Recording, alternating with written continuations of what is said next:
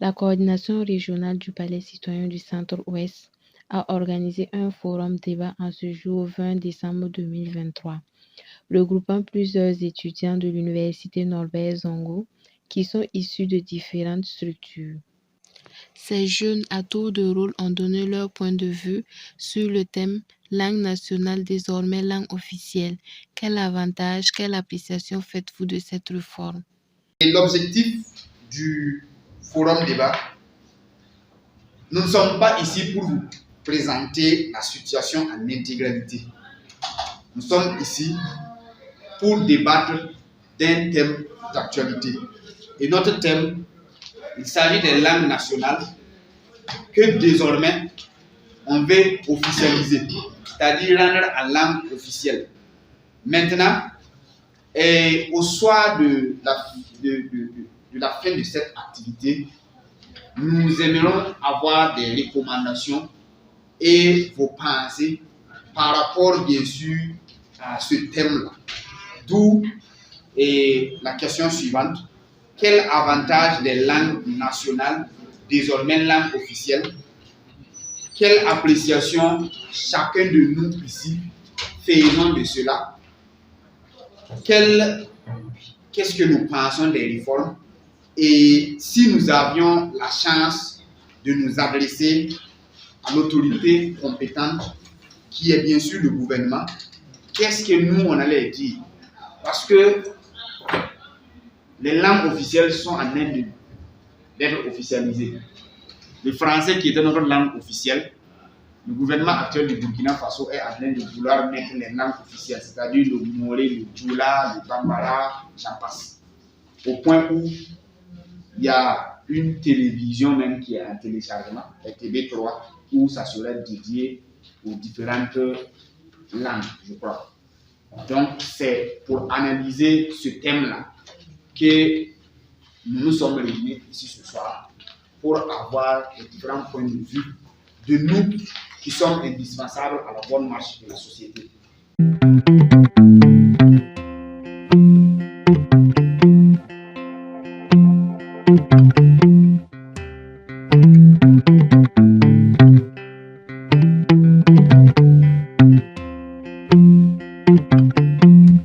Sur ce thème ce soir, il y a un complexe en fait que moi je trouve, mais qui ne dit pas son nom en fait.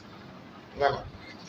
Quand on parle par exemple d'officialiser des langues nationales, pour moi ces langues-là sont déjà officialisées. Pourquoi je l'ai dit? Quand on parle par exemple de brassage culturel, aujourd'hui le Moura est parlé au Burkina Faso, le Djoula est parlé au Burkina Faso, le Fondé et ainsi de suite, c'est parlé déjà au Burkina Faso.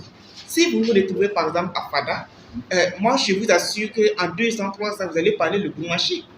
Si vous voulez, nous sommes dans un gouvernement de transition. Nous ne nous trouvons pas dans le fond, vous allez m'excuser, dans le fond, un gouvernement de transition avec ces réformes pareilles. On n'a pas besoin d'être assez, qu'on appelle ça, un intellectuel pour comprendre que ce sont des initiatives qui ne vont pas faire un mètre. Voilà. C'est-à-dire l'aboutissement là, ça va poser un véritable problème. Aujourd'hui, si on ne parle pas de langue officielle. Donc, et dans notre contexte actuel, puisque vous l'avez bien souligné, pour moi, de mon point de vue, je ne vois pas en quoi ces réformes sont les bienvenues, parce que je ne trouve pas en quoi, nécessairement encore, fondamentalement, cela va contribuer à ce qu'on puisse éradiquer le tourisme actuel dans notre pays. Fondamentalement, ne serait-ce que des éléments qui vont peut-être me prouver cela, là, je n'en trouve pas. Une belle initiative, vraiment, puisque ça va permettre de valoriser les langues. Le gouvernement vraiment doit travailler, ainsi que les Burkinabés, à faire vraiment de cette initiative Une réalité effective. Une réalité effective. Je pense que d'autre part aussi, que ça peut être source de conflit envers les différentes ethnies, puisque d'autres vont penser qu'on a tendance à discriminer leur langue. Je vais venir au dernier propos de la sœur, parce qu'elle a parlé de la discrimination des langues. Mais il faut comprendre qu'au début, là, il faut ça. Au début, il faut ça. Si on ne commence pas, qui va commencer? C'est parce qu'on est là que ça va... Non. Et puis, parlant des langues officielles, non. On n'a qu'un niveau officiel, on va mettre langue majoritaire. Langue majoritaire. Voilà. Langue majoritaire, c'est encore plus intéressant que langue officielle. Le thème langue nationale, langue officielle, je pense que c'est en tout cas une bonne idée. Mais sauf que dans le contexte actuel du pays, ça devrait être le cadet de nos soucis, vu qu'on a d'abord la crise sécuritaire, crise sanitaire qui devrait en tout cas être priorisée par rapport à la langue officielle, langue nationale. Moi, je pense que peu importe la langue qu'on parle, peu importe d'où on vient, ce qui est important, c'est de pouvoir s'exprimer librement et aussi être compris. Que chacun puisse donner son point de vue en toute liberté, sans craindre quoi que ce soit. Ce qui est un peu compliqué actuellement dans le pays. Donc, langue officielle, langue nationale, c'est forcément important. Il faudra qu'on puisse quitter les illusions, descendre sur terre et affronter la réalité. Est-ce qu'aujourd'hui, pour être honnête avec nous-mêmes, pour ne pas avoir problème avec notre conscience, est-ce qu'il n'y a pas problème aujourd'hui même? Ce n'est même pas de parler la langue, d'être né d'une certaine ethnie dans certaines localités. Est-ce qu'aujourd'hui au Burkina Faso, dans certaines localités, parler certaines langues n'est pas un crime? Est-ce que les gens sont en phase avec la réalité? Il faut quitter les illusions. On ne décrète pas une langue officielle. Mais aujourd'hui, pour ceux qui suivent l'actualité, à la moins que je sois sous-informé, pour ceux même qui ont dit ça, est-ce qu'ils arrivent à déterminer ce que c'est qu'une langue officielle et une langue nationale? Ça pose problème. Dans la mesure, là où effectivement, parler une certaine langue est un crime dans notre pays, là, il faut aller à l'essentiel, il faut aller sur la base de ce qui peut nous unir.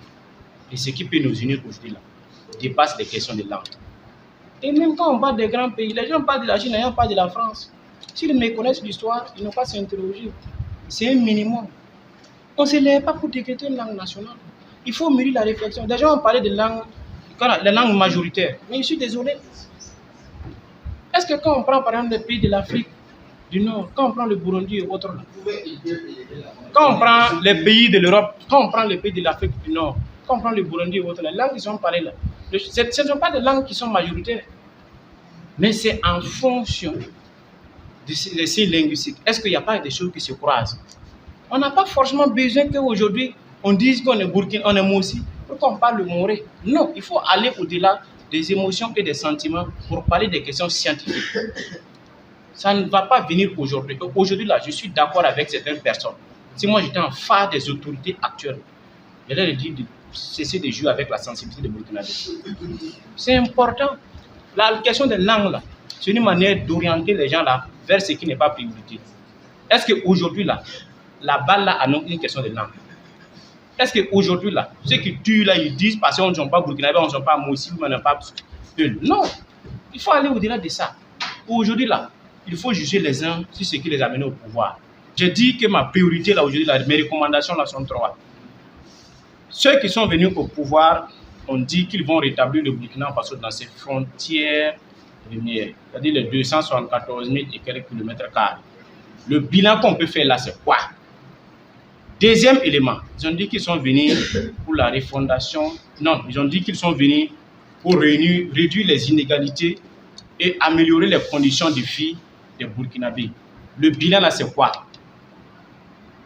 Troisième élément, ils ont dit qu'ils sont venus pour la refondation de l'État. Mais au-delà de ce qui a été fait pour refonder l'État là, c'est une catastrophe. Donc il faut arrêter de divertir les gens. Il faut arrêter d'amener les gens sur des sujets qui ne tiennent pas et affronter la réalité. Et la réalité aujourd'hui là, la question des langues là, d'après Daniba, c'est un faux débat. On ne peut pas atteindre les États-Unis d'Afrique en perpétrant des coups d'État. L'ensemble des nations qui sont unies et qui ont posé en place un système prospère qui leur ont permis d'atteindre ce que vous appelez États-Unis là. Ça n'a pas été par un coup d'État, c'était par une révolution. Donc, c'est d'abord ce quiproquo que je voudrais d'abord souligner. Parce que, malheureusement, le postulat de départ a été faussé. Ce qui fait que le résultat, on le connaît tout simplement d'avance. C'est le chaos. L'autre aspect, c'est que quand je suis aujourd'hui ce qui se déroule sur la scène mondiale, et quelqu'un a bel et bien utilisé le terme que je voulais, la notion de la géopolitique, je me rendrai compte qu'à l'étape actuelle, l'humanité se présente comme étant seulement un laboratoire d'expérimentation des différentes réformes et réformettes que les différents États d'Afrique utilisent pour pouvoir embobiner davantage leur peuple. Parce que ce que vous êtes en train de dire, ce qui a amené le conflit entre l'Arménie et l'Azerbaïdjan au niveau du Haut-Karabakh, c'était quoi?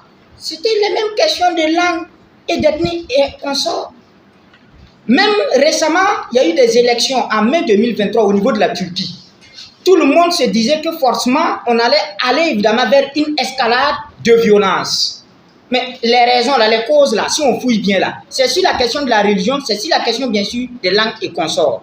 C'est pour ça, pour moi, quand j'essaie de voir cette réforme, est un cocktail Molotov que le gouvernement de la transition est en train de fabriquer, qui forcément, tôt ou tard, va s'exploser et va nous emporter tous. Et je dirais qu'on s'assigne des objectifs, mais la solution n'est pas appropriée. Ce que vous êtes en train de dire comme promotion de langue, ainsi de suite là, pour atteindre ça, ce n'est pas sur la base des réformes, c'est sur la base d'une refondation, d'une politique claire. Mais quand vous essayez de voir, c'est purement par populisme qu'on a pris tout simplement cette réformite. Parce qu'à la limite là, la question avait été soulignée sous le MPP en 2019. Il y a même eu une loi d'orientation qui avait été en même temps prise au niveau de l'Assemblée nationale, précisément en 2019. Mais est-ce qu'on a tiré d'abord leçon de l'application de cette loi avant évidemment de société pieds joints? L'autre aspect que certaines personnes ont souligné, mais de façon sourdine, que bon homme on dit que ce n'est pas nécessaire, il faut quand même y aller, parce qu'on vit l'identité culturelle. C'est le fait par exemple qu'on me dise que ça ne va pas du tout créer la discrimination. Je voudrais d'abord rappeler les gens que ce qui nous a amenés dans cette situation sécuritaire aujourd'hui, c'est à cause de la discrimination de certaines ethnies. Certaines personnes sont au Burkina Faso en tant qu'ethnie, mais ils ne se reconnaissent pas en tant que Burkinabés. Ils ont été délaissés complètement par l'État.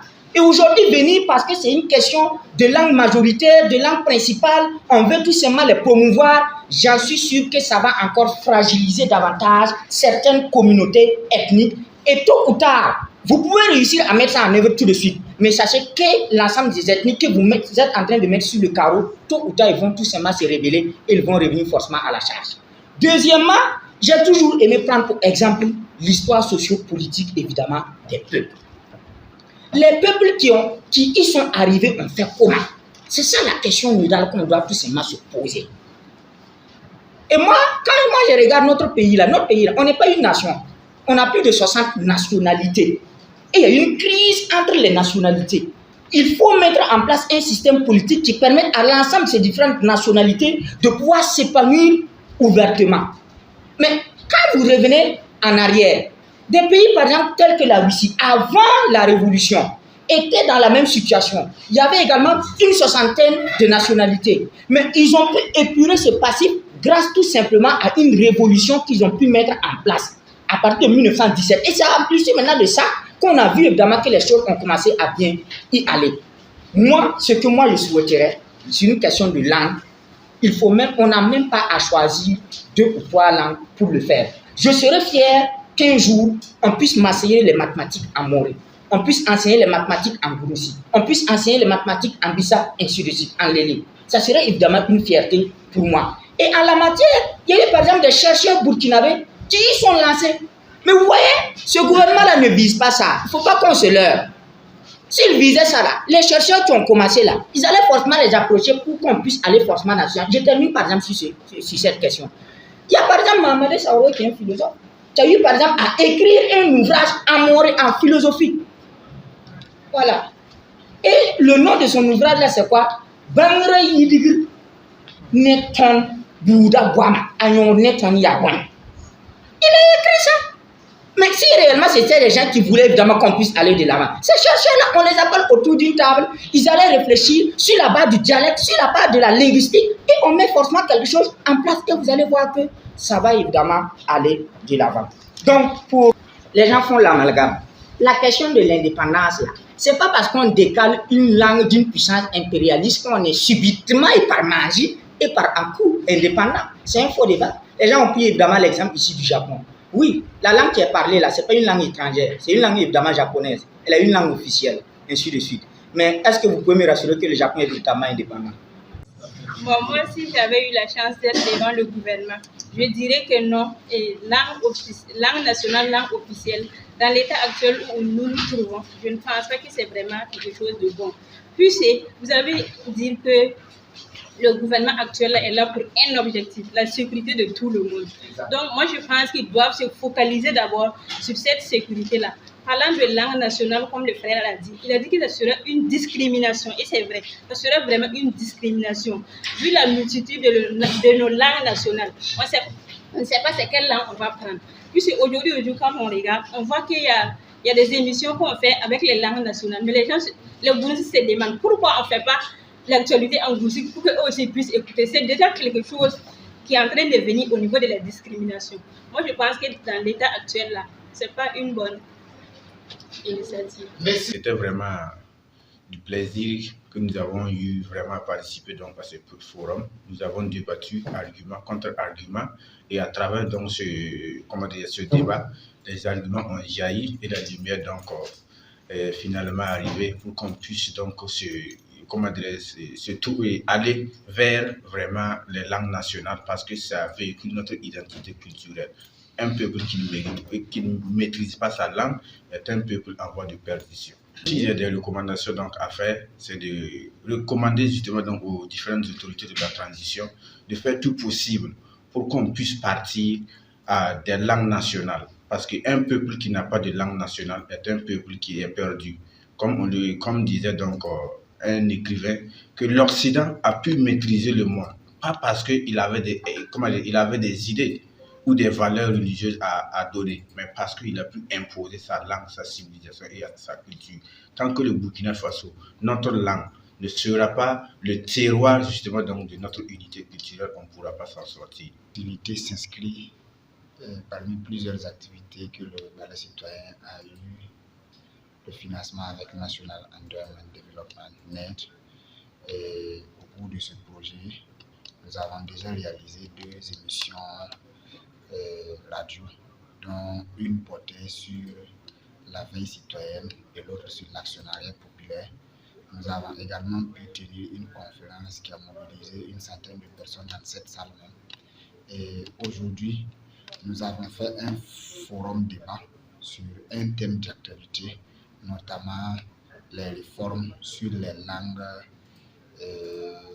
nationales qui veulent être désormais les langues officielles du pays. Quel avantage, appréciation nous faisons de ces réformes-là?